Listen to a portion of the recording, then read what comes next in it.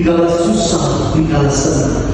Keluarga selalu ada, mendampingi, menyertai dalam susah, dalam suka maupun duka. Itulah keluarga. Saudara sekalian yang dikasihi Tuhan, belum lama, 1 bulan yang lalu di Quran, saya memberikan pengajaran di gereja Cilandak, Jakarta Selatan. Saya memberikan tema pengajaran saya tentang iman adalah warisan luar biasa dari keluarga. Puji Tuhan, yang datang yang banyak-banyak amat 100-an lah ya. Saya kira tema iman adalah warisan dari keluarga tidak menarik, not interesting buat banyak orang.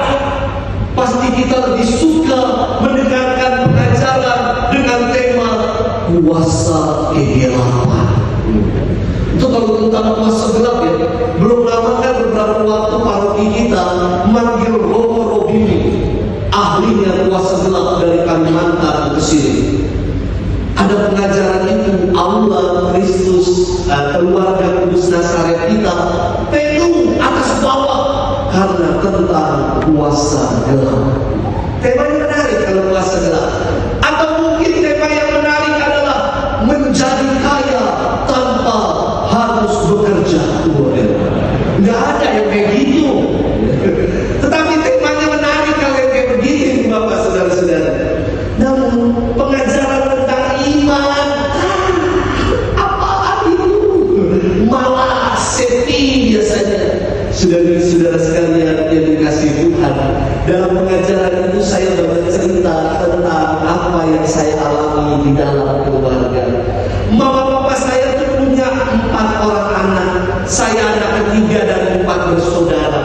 Kalau ditambah dengan mama papa, jumlah anggota keluarga kami ada 6 orang. Saudara-saudara sekalian yang dikasihi Tuhan, tiap kali hari Minggu, papa selalu ngajak kami semua sekeluarga ke gereja bareng, beribadah bareng. Kami gak punya mobil, ibu bapak, saudara-saudara. Keluarga saya, papa, profesinya itu hanya video rental. Ngerental kaset-kaset video zaman Betamax, kaset-kaset video itu ya, yang masih pakai pita. Itu door to door, pakai sepeda motor. Maka saya dari kecil, ibu bapak, saudara-saudari, udah akrab dengan film Weceng, Oyong, ya, Oyangkong, Anjingkong, Bocah Tua Natal, Widianto, Cupetong. Saudari-saudara sekalian, saya lebih akrab dengan nama-nama itu daripada tokoh-tokoh kitab suci ya. Bapak saya, bayangin, sepeda motornya itu adalah Honda Win 100, motornya Bangdu, Honda Win 100. Sepeda motor itu habis jok, ada besinya di bagian belakang. Biasanya papa saya itu besi itu buat ngikat kardus tasnya yang berisi kaset-kaset Betamax itu. Namun kalau hari Minggu dia akan copot supaya kami semua sekeluarga bisa diangkut berenang naik sepeda motor. Adik saya, papa, Cece, Koko, yang kasihan mama saya. Joknya udah habis, mama saya kebagian yang di besi. Namun kita ke gereja bareng, ibu bapak, saudara-saudari, beribadah bareng, naik sepeda motor, bisa dibayangkan berenam, cabai-cabean itu bertiga coba. Ini berenam, ibu bapak, saudara-saudari. Namun ketika kita beranjak udah gedean dikit, udah SD, saya udah SD, ini kan nggak mungkin berenang diangkut sekaligus naik motor, nggak bisa. Mau gendong-gendongan naik motornya, tidak bisa. Maka yang dilakukan papa adalah dia rela pulang balik 2 kali. Pertama menghantar saya, adik saya, dan mama ke gereja. Lalu dia pulang lagi, jemput cici dan koko saya untuk ke gereja, baru kita bisa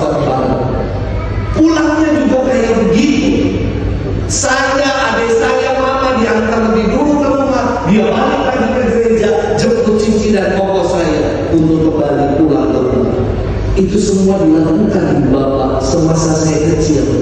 Maka saya ketika bertumbuh menjadi anak remaja, mama saya, papa saya nggak pernah tuh tanyain anak-anaknya di gereja belum, nggak pernah ditanyain itu.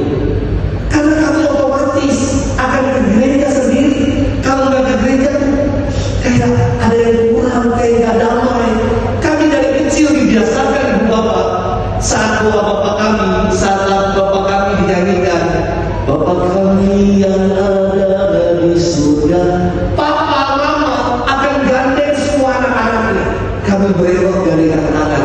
Dan saya merasa, aduh, ini iman yang aku mau imani sungguh, yang diwariskan oleh mama papaku. Ibu bapak, saudara-saudara sekalian yang dikasihi Tuhan, itulah mengapa tiap doa bapak kami saya selalu mengajak keluarga-keluarga untuk saling bergandengan tangan, supaya anak-anak dari sejak dini diingatkan untuk beribadah kepada Tuhan, untuk bersyukur kepada Tuhan, untuk mengalami kasih Tuhan. Saudara-saudara, saya punya keponakan, sekarang dia sekolah di Thailand. Di Thailand itu susah cari gereja. Mama papanya nggak pernah nanya keponakan saya udah gereja atau belum. Tapi tiap minggu dia selalu posting kepada kami semua, dia lagi di gereja ini. Bahasanya nggak ngerti, pakai bahasa kopunka, cokka, tapi gereja pokoknya. Nggak ngerti juga yang penting gereja. Saudara-saudara sekalian yang dikasihi Tuhan, inilah warisan, legacy dari keluarga yang bisa diteruskan, diteladankan kepada anak-anak kita, diberikan kepada anak-anak kita.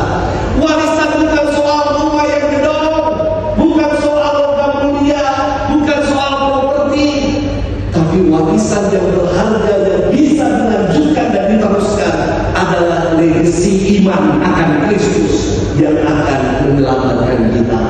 Maka ibu bapak, saudara-saudari, saya tuh bangga ya melihat aktivis gereja ini yang saya saksikan, saudara-saudara. Aktivis gereja tuh biasanya bisa misa Sabtu dan Minggu 2-3 kali. Luar biasa. Mungkin Sabtunya dia tugas jadi rektor atau rektris, jadi prodiakon, atau jadi komentator, jadi pemasmur. Minggunya lingkungannya kebagian atau tugas menyambut rumah Allah, dia bisa lagi. Tetapi demi bisa bersama dengan keluarga, ia kembali bisa bareng bersama dengan keluarga, bersama dengan anak-anaknya.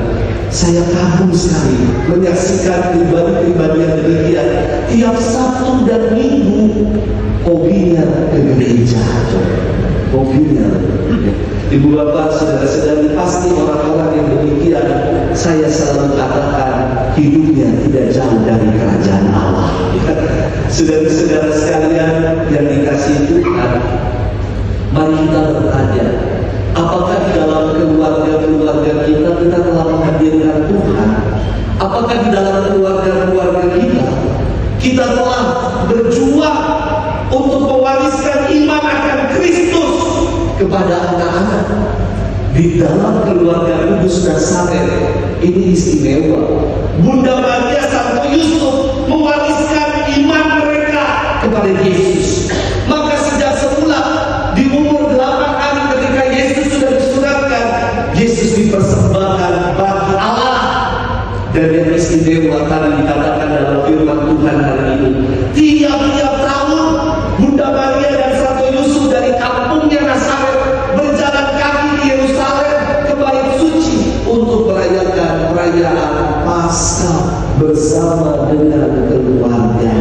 Maka mari kita bertanya, ada nggak kebiasaan di dalam keluarga kita berdoa bersama, ke gereja bareng? Semoga kita mengupayakan itu. Dengan demikian, kalau kita mengupayakan itu, dengan demikian kita boleh melanda keluarga kudus di dalam hidup keluarga-keluarga kita. Saudara-saudara, mulai dari Natal kemarin tanggal 25, Uskupan Agung Jakarta meluncurkan satu program yang namanya CBA, bukan CBSA. Ya, itu zaman saya sekolah CBSA, catat buku sampai habis CBSA. CBA ini kepanjangan dari Celengan Bela Rasa Anak. Jadi di sebelah kiri dan kanan ada kotak sebagai celengan anak-anak untuk berbela rasa. Dana itu akan dikumpulkan, nanti akan dibuka saat Epifani minggu depan. Dan nanti akan digunakan untuk berbela rasa kepada saudara-saudara kita yang berkekurangan. Jadi Romo mengundang anak-anak semua yang masih sekolah, anak-anak kindergarten, anak-anak SD, anak-anak SMP, pokoknya anak-anak masih sekolah. Nanti pas komuni jangan lupa bawa persembahan donasi untuk dimasukkan ke kotak ke celengan bela rasa anak. Nanti Romo akan tanya ke anak-anak, kira-kira dana ini nanti mau kita berikan kepada siapa? Dana ini mau kita gunakan untuk apa? Digunakan untuk berbela rasa yang penting untuk saudara-saudara kita yang berkekurangan. Jadi anak-anak nanti persembahannya di itu ya, pas komuni terima berkat dari Romo